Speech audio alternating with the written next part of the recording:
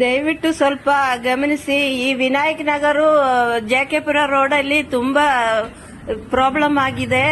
ನೀರು ಹಂಗೆ ಇದೆ, ಇದು ಗಲೀಜಾಗಿದೆ. ಮಕ್ಕಳಿಗೆ ಸ್ಕೂಲ್ ಇದೆ, ಮನೆಗಳಿದೆ. ಆಮೇಲೆ ಸೊಳ್ಳೆಗಳು ಕಚ್ಚುತ್ತೈತೆ. ಕುಡಿಯೋ ನೀರು ಪಕ್ಕದಲ್ಲೇ ಇದು.